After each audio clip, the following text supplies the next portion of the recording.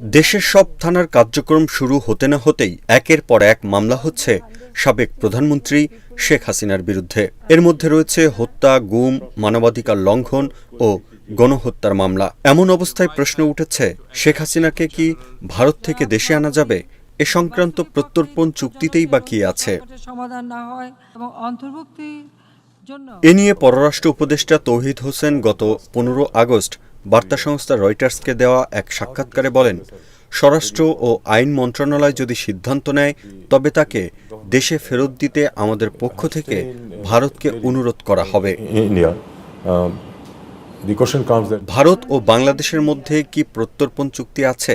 ভারতের উত্তর পূর্বাঞ্চলের বিচ্ছিন্নতাবাদী অনেক গোষ্ঠীর নেতা ও সদস্যরা বাংলাদেশে পালিয়ে রয়েছেন। বাংলাদেশের জিএমবির অনেকে ভারতের পশ্চিমবঙ্গ ও আসামে পালিয়ে থেকে কার্যক্রম চালাচ্ছেন। এদেরকে নিজ দেশের সরকারের কাছে ফেরত পাঠানোর তাগিদেই বাংলাদেশ ও ভারত 2013 সালে একটি প্রত্যর্পণ চুক্তি স্বাক্ষর করে। 2016 সালে সংশোধনও করা হয়। এখানে সবচেয়ে সেনসিটিভ হচ্ছে ছাত্র। কি আছে চুক্তিতে?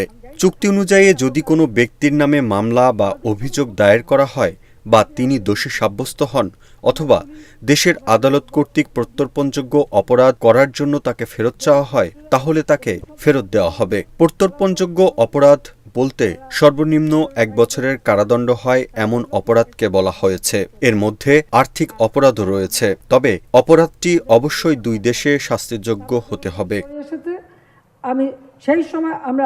প্রত্যর্পণ চুক্তিতে কি কোনো ছাড় আছে? ভারতীয় সংবাদ মাধ্যম ইন্ডিয়ান এক্সপ্রেস বলছে, এই প্রত্যর্পণ চুক্তিতে ছাড় রয়েছে। চুক্তিতে বলা হয়েছে, যে ব্যক্তিকে ফেরত চাওয়া হবে তার অপরাধটি রাজনৈতিক প্রকৃতির হলে প্রত্যর্পণ অনুরোধ প্রত্যাখ্যান করা যেতে পারে, তবে এর মধ্যেও সীমাবদ্ধতা রয়েছে।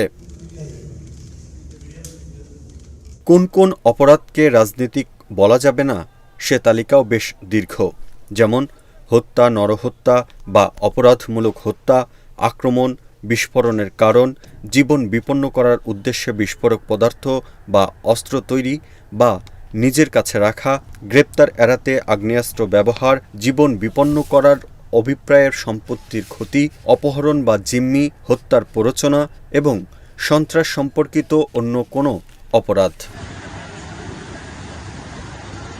শেখ হাসিনার ক্ষেত্রে প্রত্যর্পণ চুক্তি কি বলছে?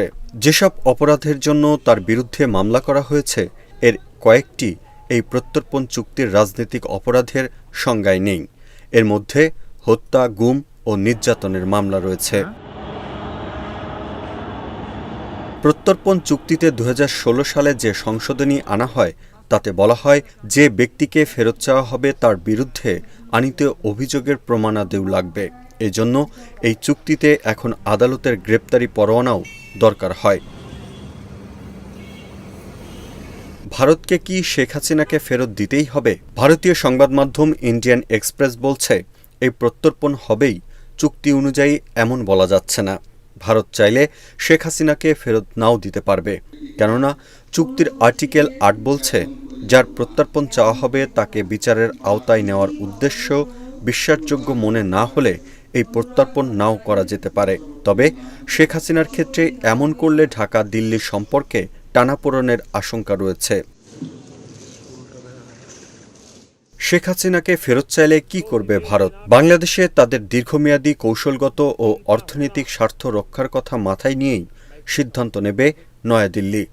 একই সঙ্গে নয়াদিল্লির দীর্ঘদিনের বন্ধু ও মিত্র শেখ হাসিনার পাশে দাঁড়ানোর বিষয়টিও মাথায় রাখবে তারা।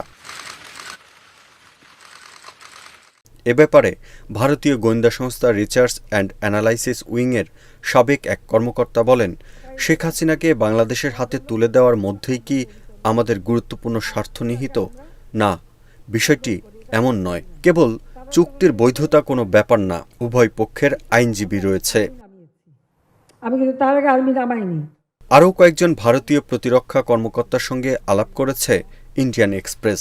তারা বলেন, যা কিছু হবে তা রাজনৈতিকভাবে হবে।